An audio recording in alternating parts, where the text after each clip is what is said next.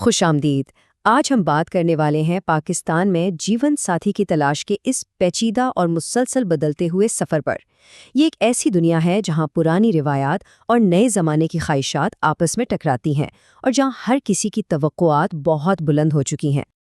اچھا، تو اس پوری بحث کو سمجھنے کے لیے آئیے ایک میچ میکر کی اس ایک بات سے شروع کرتے ہیں۔ وہ کہتی ہیں وہ چاہتے ہیں کہ ہم انہیں کچھ بہتر دکھائیں۔ یہ ایک جملہ ہی اس سارے عمل میں موجود بے پناہ دباؤ اور اونچی ہوتی ہوئی امیدوں کو ظاہر کرنے کے لیے کافی ہے۔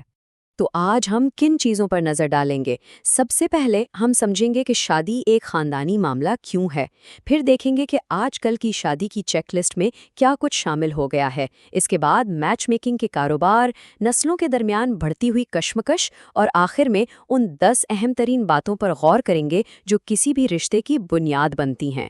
تو چلیے اپنے پہلے حصے کی طرف بڑھتے ہیں، شادی ایک خاندانی معاملہ، اور یہ جاننے کی کوشش کرتے ہیں کہ آخر یہ صرف دو لوگوں کا معاملہ کیوں نہیں ہے۔ دیکھیے، پاکستانی معاشرے میں جیون ساتھی چننا صرف ایک ذاتی فیصلہ نہیں ہوتا، یہ ایک پورا عمل ہے جس میں مذہب، ثقافت اور سب سے بڑھ کر والدین اور خاندان کے باقی لوگوں کی رضامندی بہت اہمیت رکھتی ہے۔ اسی وجہ سے شروع سے ہی بہت کچھ داؤ پر لگا ہوتا ہے، کیونکہ یہ صرف دو لوگوں کا نہیں بلکہ دو خاندانوں کا ملاپ ہوتا ہے۔ اچھا، تو جب خاندان اتنے شامل ہیں تو پھر آج کل کے مرد اور خواتین ایک دوسرے میں ڈھونڈ کیا رہے ہیں؟ یہ ہمیں ہمارے دوسرے حصے پر لاتا ہے، جدید شادی کی چیک لسٹ۔ تو یہ وہ بڑا سوال ہے جس کے جواب میں آج کل کی پوری کہانی چھپی ہے۔ لوگ آخر کار ایک جیون ساتھی میں کیا چاہتے ہیں؟ اور اس کا جواب ہمیں بتاتا ہے کہ وقت کے ساتھ ساتھ ہماری ترجیحات کیسے بدل گئی ہیں۔ اب ذرا اس ٹیبل پر نظر دوڑائیے۔ یہ ڈیٹا ایک تحقیق سے لیا گیا ہے اور یہ بالکل صاف دکھا رہا ہے کہ مردوں کے لیے پہلی ترجیح خوبصورتی ہے، جبکہ خواتین کے لیے تعلیم اور کمانے کی صلاحیت سب سے زیادہ اہم ہے۔ دلچسپ بات یہ ہے کہ سمجھدار ہونا دونوں کے لیے ضروری تو ہے، لیکن تیسرے نمبر پر۔ اور یہی تبدیلی ہمیں یہاں اور بھی صاف نظر آتی ہے۔ ایک زمانہ تھا جب دینداری، حسب نسب اور کردار جیسی روایتی قدروں کو دیکھا جاتا تھا، اور آج کل کے مطالبات کیا ہیں؟ ایک کنال کا گھر، اچھی خاصی آمدنی اور باہر کی ڈگری، یعنی روایتی اقدار کی جگہ اب مادی چیزوں نے لے لی ہے۔ اس پوری صورتحال کو ایک اور میچ میکر راحلہ خرم نے کیا خوب بیان کیا ہے۔ وہ کہتی ہیں، آج کل خاندان نہیں دیکھا جا رہا، خاندان کا سٹیٹس دیکھا جا رہا ہے۔ یہ ایک فتح سمجھتے ہیں کہ ہم نے اونچا ہاتھ مارا ہے، یعنی کہ اب یہ رشتہ سماجی سیڑھی پر ایک قدم اوپر جانے کا ذریعہ بن گیا ہے۔ تو جب اتنی پیچیدگیاں ہیں اور مطالبات اتنے زیادہ، تو لوگ مدد کے لیے جاتے کہاں ہیں؟ یہیں سے ہمارا تیسرا حصہ شروع ہوتا ہے، میچ میکنگ کا کاروبار، جو وقت کے ساتھ بالکل بدل چکا ہے۔ پہلے زمانے میں یہ کام وچولن کا ہوتا تھا۔ یہ عام طور پر محلے کی کوئی ایسی خاتون ہوتی تھیں جو سب خاندانوں کو جانتی تھیں اور رشتے کروانے میں مدد کرتی تھیں۔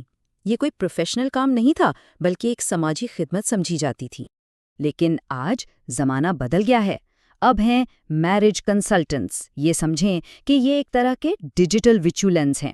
یہ پروفیشنلز ہیں جو آن لائن پورٹلز چلاتے ہیں، بڑے بڑے کلائنٹس کو ڈیل کرتے ہیں اور اس مارکیٹ میں کام کرتے ہیں جہاں توقعات آسمان پر ہیں اور دھوکہ دہی کا بھی خطرہ ہر وقت موجود رہتا ہے۔ اور اسی نئے نظام کی وجہ سے ایک بہت بڑا مسئلہ پیدا ہو رہا ہے جو ہمیں ہمارے چوتھے حصے کی طرف لاتا ہے، نسلوں کی کشمکش، یعنی والدین کچھ اور چاہتے ہیں اور ان کے بچے کچھ اور۔ اس فرق کو سمجھنے کے لیے صوفیہ خرم کی اس بات سے بہتر کچھ نہیں ہو سکتا۔ والدین گھر کے لیے بہو لانے کا سوچ رہے ہوتے ہیں، لڑکا ایک لائف پارٹنر کا سوچ رہا ہوتا ہے۔ یہاں سوچ کا بنیادی فرق بالکل واضح ہے۔ والدین کی نظر پورے خاندان پر ہوتی ہے، جبکہ لڑکا یا لڑکی اپنے لیے ایک ساتھی، ایک دوست ڈھونڈ رہے ہوتے ہیں۔ اور نوجوان نسل کے دل کی یہی آواز اس ریڈٹ کمنٹ میں صاف سنائی دیتی ہے، جہاں ایک صارف یہ سوال اٹھا رہا ہے کہ کیا ہم کسی بھی موضوع پر بات کر سکتے ہیں؟ کیا حقیقی اعتماد ہے، یا یہ معاملہ زیادہ تر میں تمہارے لیے تب تک ہوں جب تک یہ میرے لیے مناسب ہے؟ یہ جو گہری ذہنی ہم آہنگی اور سچے اعتماد کی تلاش ہے، یہ اکثر لمبی چوڑی چیک لسٹ میں کہیں کھو جاتی ہے۔ تو پھر حل کیا ہے؟ چاہے رشتہ ارینجڈ ہو یا لو، آخر وہ کون سی چیز ہے جو ایک شادی کو کامیاب بنا سکتی ہے؟ یہ ہے ہمارا آخری اور سب سے اہم حصہ، وہ 10 اہم ترین گفتگویں جو شادی سے پہلے ہونی چاہیے۔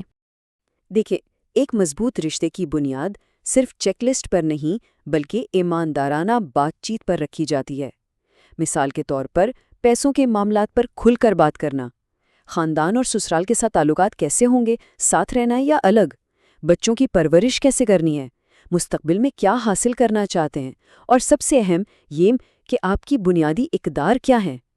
ان باتوں پر پہلے سے گفتگو مستقبل کی بہت سی پریشانیوں سے بچا سکتی ہے۔ تو آخر میں یہ ایک بڑا سوال رہ جاتا ہے کہ اس بدلتی ہوئی دنیا میں جہاں چیک لسٹس لمبی ہوتی جا رہی ہیں اور خاندان کا دباؤ بھی بڑھ رہا ہے، اس سب کے بیچ ایک کامل جوڑی کا فیصلہ آخر کرے گا کون؟ معاشرہ، خاندان، یا پھر وہ دو لوگ جن کی زندگی کا یہ سب سے بڑا فیصلہ ہے؟